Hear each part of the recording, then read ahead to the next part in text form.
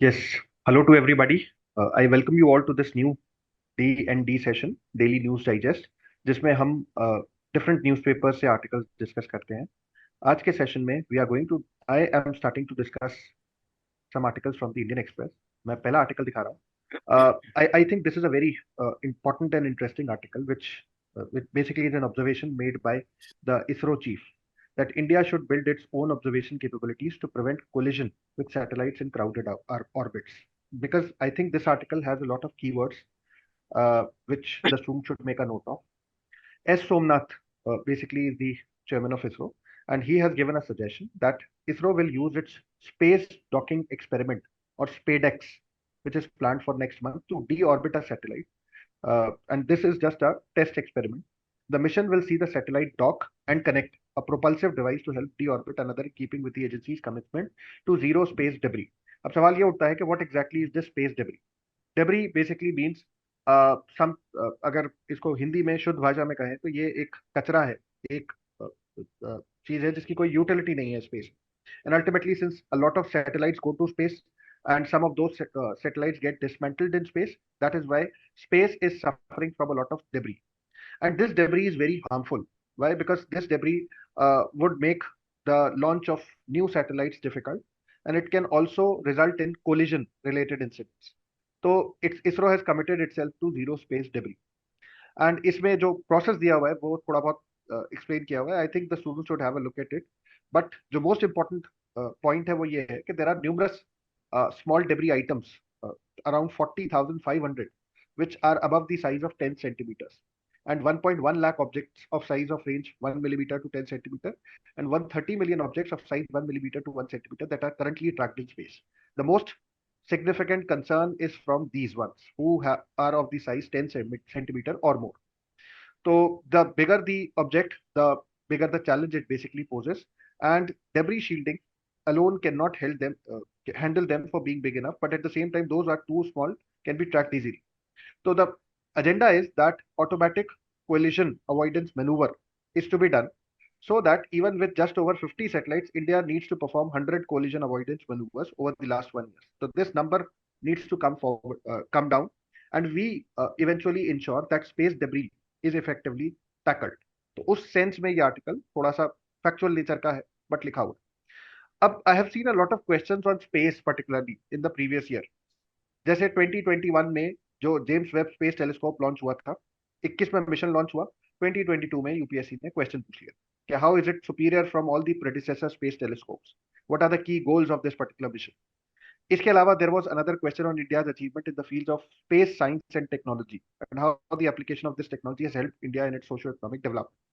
Students are expected to make a note of all the important activities that are happening in terms of space. We have also planning to launch a manned mission in space. तो उस पर भी थोड़ा सा track रखिए, question पूछे जाने की संभावना हमेशा रहती है. Now let's move on to the second article, which basically is talking about why protected areas are seeing faster biodiversity decline. तो इस आर्टिकल में बेसिकली एक एनालिसिस है जो एक संगठन ने किया, Natural History Museum, which is based in London. तो please remember, there is a very important environmental organisation, Bombay Natural History Society. उस पे भी यूपीएससी ने 2015 में प्रीलिम्स में क्वेश्चन पूछ लिया था. तो if you come across any important organisation, please make notes of them. तो यहाँ पे एक स्पीशीज का भी नाम लिखा हुआ है, sulphur crested cockatoo, which injured in the 20 which got injured in the 2020 wildfires in Australia's Kosciuszko National Park. तो अब ये थोड़ा सा इंपॉर्टेंट हो जाता है, ये सल्फर क्रेस्टेड कोकाटू होता क्या है, इसका कंजर्वेशन स्टेटस अगर भारत में है तो देख लीजिए, वैसे तो नहीं है. बट ऐसी कोई भी स्पीशीज जो भारत में है और जिनकी कंजर्वेशन स्टेटस थोड़ी खराब हो चुकी है, उनको हमें देख लेना चाहिए, and we should make notes out of them. तो this article basically is talking about important but frightening sort of correlation. ये आर्टिकल कह रहा है कि जिन एरियाज को हमने प्रोटेक्ट किया है, they are seeing faster biodiversity declare. Contrary होना चाहिए, but this is what is actually happening. And ये स्टडी की है जो इन्वॉल्व थे, they have examined the biodiversity intactness index, which estimates how much of a region's natural biodiversity is still left on average. And this is the core study which is being talked about. इन्होंने फिर कुछ numbers भी लिखे हुए, विच I think students के लिए important है.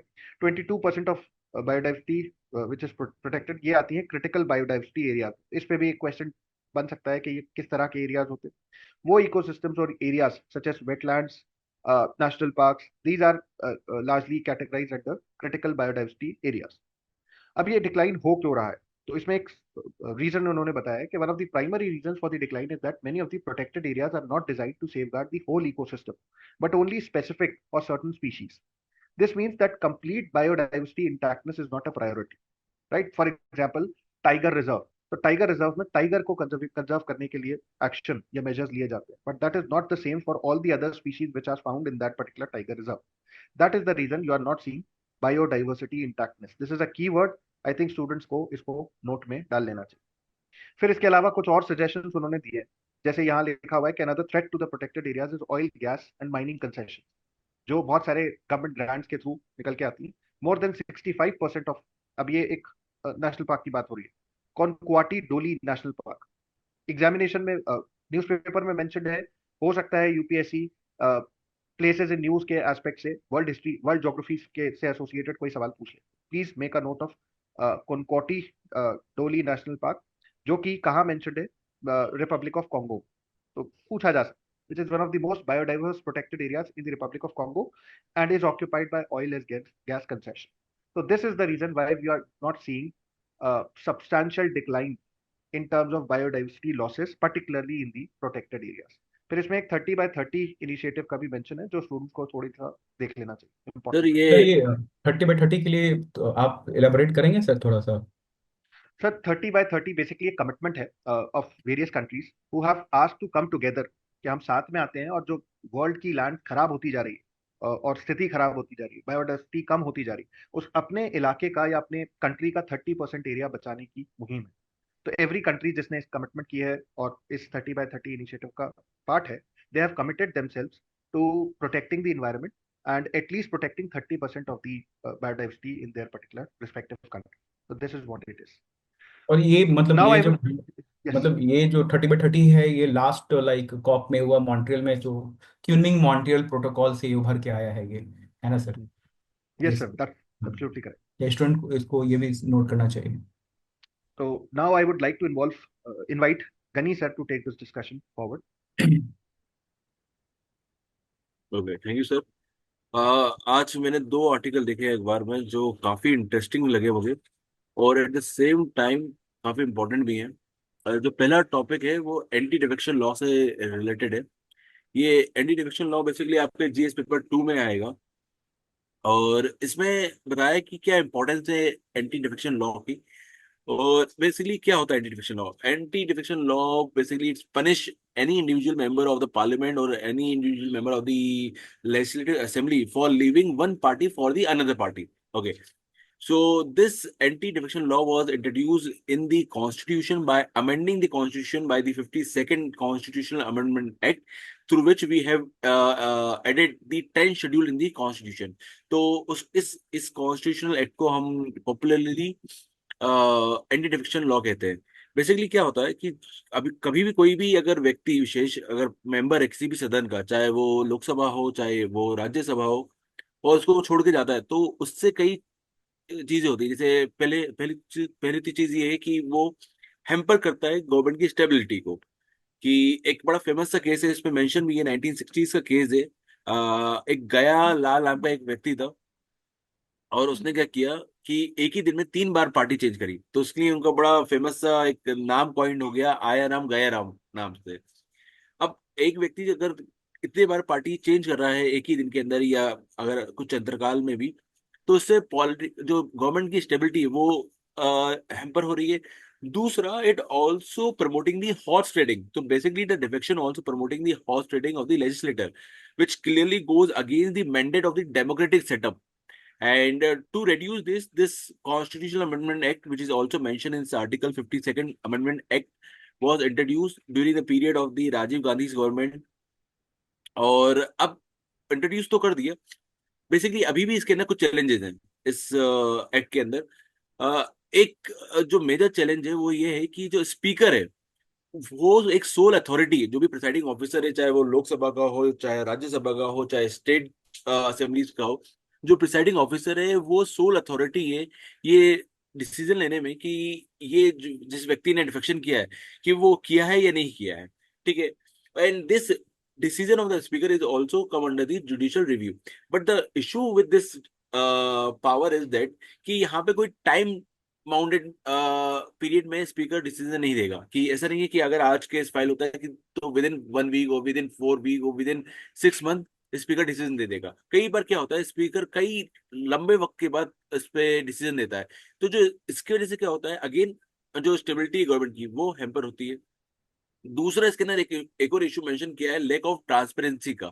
यहाँ पे बेसिकली क्या होता है, एक विप, विप क्या है यहाँ पे, विप बेसिकली क्या होती है कि अगर एक पार्टी विप लगाती है, इट मीन्स कि उनके जितने एमएलए हैं या एमपीज हैं उस जो भी डिसीजन है सदन के अंदर, उसके खिलाफ वोट करेंगे या उसके फेवर में वोट करेंगे। अब यहाँ पे मेंबर्स जो है वो ये कहते हैं कि हमें पता ही नहीं चला कि ऑर्डर किया था सरकारी, ये जो भी उनकी पार्टी का ऑर्डर किया था उनको पता ही नहीं था। तो ये भी एक मेजर इशू है। तो इन दोनों चैलेंजेस से उभरने के लिए दो अमेंडमेंट प्रपोज किए गए। एक अमेंडमेंट ये कहा गया है कि जो भी प्रिसाइडिंग ऑफिसर है, मान लीजिए स्पीकर है या chairperson in the case of Lok Sabha and the Rajya Sabha respectively, कि इनका जो डिसीजन है वो विद इन 4 वीक्स आ जाए, वो टाइम बाउंड मैनर में वो अपना डिसीजन देते हैं। सेकंड ये अमेंडमेंट इसमें प्रपोज किया गया है कि जो पार्टी की व्हिप है वो एक पेपर के थ्रू, नेशनल पेपर के थ्रू वहां पे व्हिप को मेंशन करें, सो दैट किसी भी जो एमएलए या एमपी है उसके पास ये एक्सक्यूज रह ही नहीं पाएगा कि वो एडिक्वेटली इन्फॉर्म्ड नहीं हुआ है। ठीक है। तो ये दो चीजें बड़ी इंपॉर्टेंट है इस चीज के अंदर। तो ये उन्होंने चैलेंजेस मेंशन किए। Apart from this challenges there are other challenges as well in this. Try to know more about the what are the challenges associated with the anti defection law, but these are the two most important challenges which is mentioned in this article. Okay, यहाँ पे एक constitutional amendment act है, 91st constitutional amendment act 2003 में introduce किया गया था, वो भी आप उसमें देख लीजिएगा। ओके।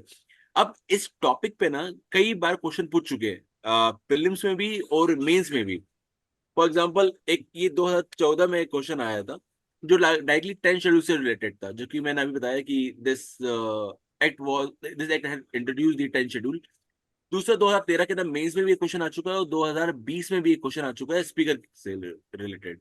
तो आप देख रहे हैं कि लगातार ये क्वेश्चन आ ही रहा है इस टॉपिक से, तो ये टॉपिक काफी इंपॉर्टेंट रहा है यूपीएससी के पॉइंट ऑफ व्यू से। Okay, now moving on to the next topic of the day,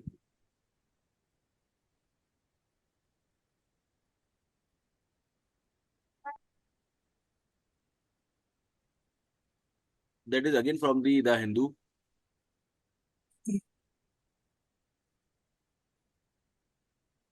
Okay, the topic is with respect to the MG NREGA, MG NREGA. So अभी इसमें इशू के ये एक सरकारी योजना है, स्कीम है। ये टॉपिक भी आपका जीएस पेपर 2 में आता है। ये MG NREGA stand for basically Mahatma Gandhi national rural employment guarantee scheme, and this scheme was introduced by the ministry of rural affairs. और इसमें अभी ये कहा गया है कि 84 लाख से ज्यादा जो वर्कर्स हैं उनका नाम डिलीट कर दिया गया है स्कीम से। अब इसका जो मुख्य कारण है वो ये है कि बेसिकली अभी गवर्नमेंट ने ये कहा था कि आपको जो पेमेंट होगा वो आधार बेस्ड पेमेंट होगा। ठीक है, आधार बेस्ड पेमेंट होगा यहाँ पे। और जो लोग आधार से लिंक नहीं कर पाएंगे अपने बैंक अकाउंट को, उनका पेमेंट नहीं होगा। तो काफी लोग इसमें अपना जो आधार है वो लिंक नहीं कर पाए थे, इसकी वजह से उनका नाम इस स्कीम से डिलीट हो गया है। Okay. But apart from this, try to know more about the scheme. What is the MG Narega scheme? Basically, this is the largest guarantee program in the world, which was introduced in 2005, again by the Ministry of Rural Development. इस scheme का objective ये था to provide a legal guarantee for 100 days of employment in every financial year to adult member of any rural household. किसी भी rural house hold के एक member को, adult member को 100 दिन का रोजगार दिया जाएगा। इस एक्ट की सबसे खूबसूरती ये है कि अगर मान लीजिए सरकार आपको काम नहीं दे पाए, अनस्किल्ड मैनुअल मैनुअल वर्क नहीं दे पाए, तब भी वो आपको सरकारी भत्ता देगी। अगर 15 दिन के अंदर अगर आपको नहीं मिलता है तो आपको सरकारी भत्ता मिलेगा। ठीक है। बट अब इस स्कीम के अंदर काफी इश्यूज है। वो आप देखिए कि what are the major issues in this scheme. एक तो जो मेजर एक दो मैं आपको बता देता हूँ। एक का इशू ये है कि इनसफिशिएंट फंड, तो जो सरकार बजट में फंड एलोकेट करती है वो पर्याप्त नहीं होता। दूसरा, जितना फंड मिला है स्टेट्स को वो इफेक्टिवली यूटिलाइज नहीं कर पा रही है स्टेट्स। दूसरा, यहाँ पे जो पंचायती राज इंस्टीट्यूशन है they are also not able to implement this act in effective and efficient manner. Okay. और इसमें क्या हो रहा है, जो काम शुरू हो रहा है उसका इंस्पेक्शन नहीं हो पा रहा है, इंस्पेक्शन में डिले हो रहा है। उसकी वजह से भी क्या हो रहा है, जो काम है ना वो इनकम्प्लीट हो जा रहा है। तो these are the major challenges which is in this scheme. So try to cover and try to know more about the MG Narega scheme. What are the challenges, and also try to know more what are the initiatives which government have been taken under the MG Narega. So that's it from my side. Now I like to invite Gaurav sir to take the discussion forward. Thank you, sir. So there is only one article from today's edition of Indian Express, and it is regarding adoption of Industry 5 by Indian manufacturers. So students should try to find out what is like evolution of this industrial standards. So industry one क्या था, like when power looms were introduced, तो वो industry one कहलाता है. What was like industry 2 when the assembly lines were created, so that is like assembly industry 2. Then when there was like advent of computers, it led to the formation of industry 3 standard, and industry 4 abhi recent tha. It is more sort of robotic automation of the industries, तो ये industry 4 कहलाता है. Now what is like industry 5?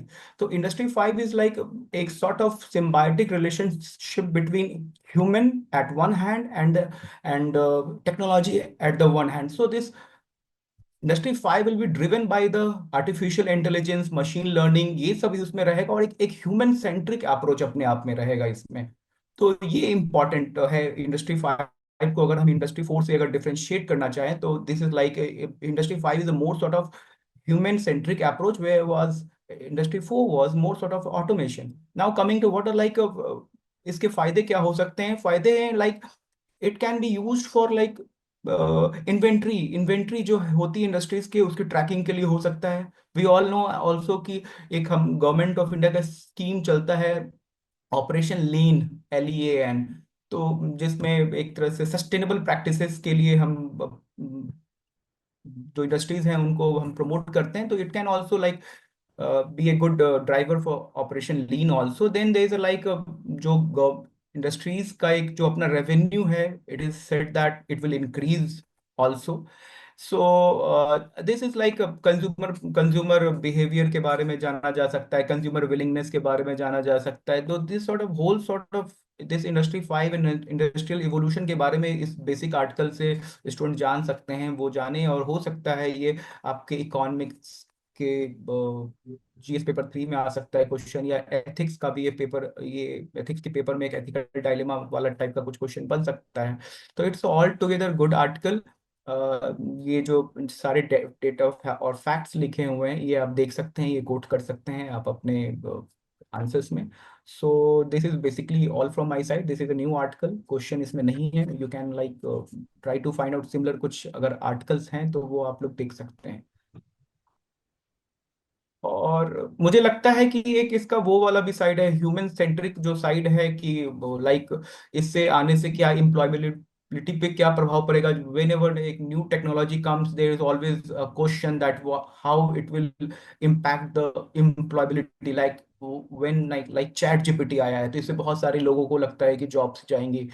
तो इस computer आया तो लगता है जॉब जाएगी. तो इस तरह का क्वेश्चन आपसे पूछा जा सकता है regarding ethical dilemma sort of thing in the ethics paper. So this is basically all from my side. Now I'll invite Manish sir to carry forward this discussion.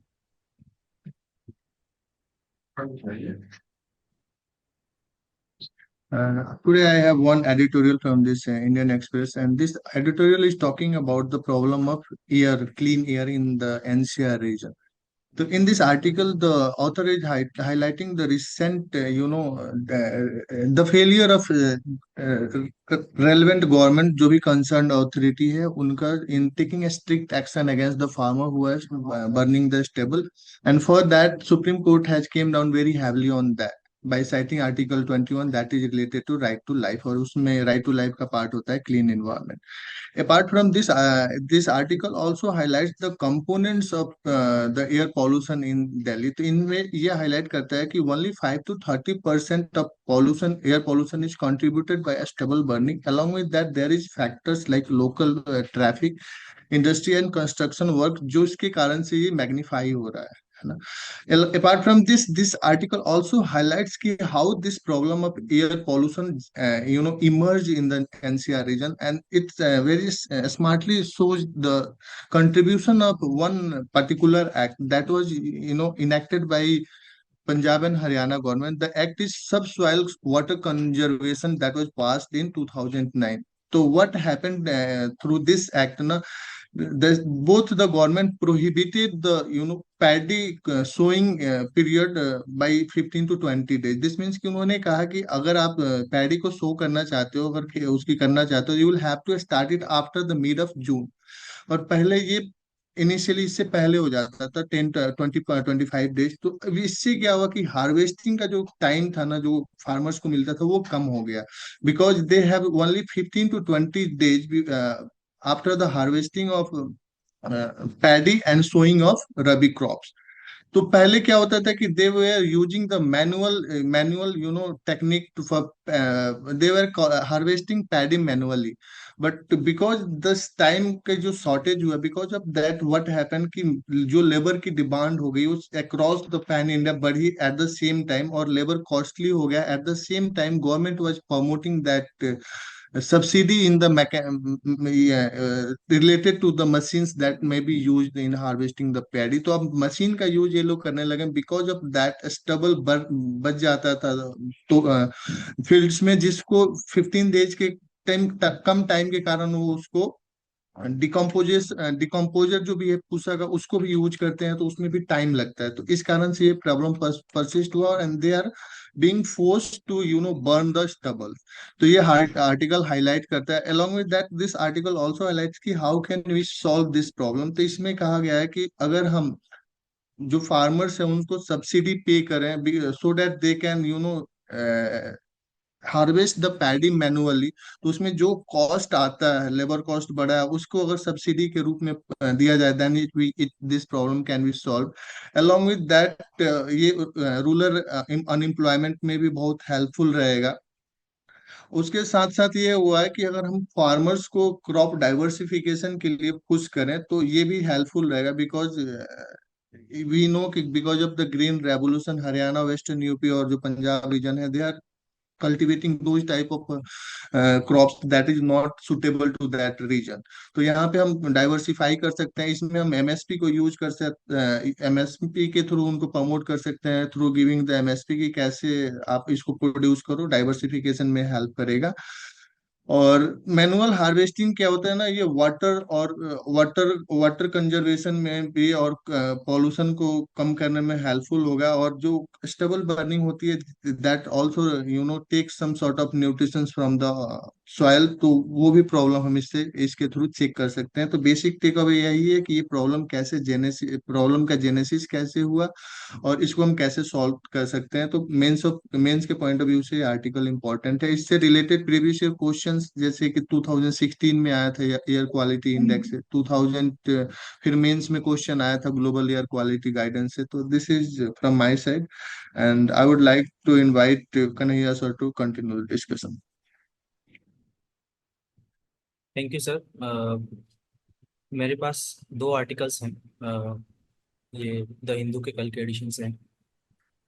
इसमें इंपॉर्टेंट कुछ चीजें हैं जो स्टूडेंट्स को नोट डाउन करनी चाहिए. First जो है वो सैटेलाइट ट्रैकिंग की बात कर रहा है फॉर दिस साइक्लोन, जो इसरो ने यूज किया है. तो ये डिजास्टर मैनेजमेंट में हम इसको पुट करें, साइंस एंड टेक में भी ले सकते हैं. तो साइक्लोन की अर्ली वार्निंग के लिए क्या क्या करना चाहिए, क्या क्या स्टेप्स गवर्नमेंट ले रही है, तो यहाँ से निकाला जा सकता है, जिसमें satellite trekking is important. and it can be important for two reasons. First is the early warning and second is hazard mapping और risk mapping. तो ये हम डिजास्टर के केस में कर सकते हैं. तो ये एक इम्पॉर्टेंट पॉइंट स्टूडेंट को रीड करना चाहिए. इसके साथ यहाँ पर एक सेंसर का नाम मेंशन है, स्कैटरोमीटर सेंसर्स. तो ये क्या किस टाइप की इंफॉर्मेशन प्रोवाइड करता है, तो ये एक इम्पॉर्टेंट पॉइंट हो जाता है. छोटा सा आर्टिकल है, इसमें 3 इंफॉर्मेशन इंपॉर्टेंट है सिर्फ, कि ये जो सैटेलाइट्स कौन कौन सी हैं, इसरो के बारे में स्टूडेंट्स को नोट डाउन करना चाहिए। थर्ड है जो मिटिगेशन एंड साइक्लोन थ्रेट के लिए हम क्या गवर्नमेंट स्टेप्स ले रही है, उसमें हम मेंशन कर सकते हैं कि how ISRO is using satellites to track down this cyclone, particular cyclone. ठीक है, तो ये सर तो इसमें एक जी सर। कन्हैया सर, इसमें INSAT, what is this INSAT, ये क्या होती है इनसैट, थोड़ा सा इस पे इंसाइट दे देंगे?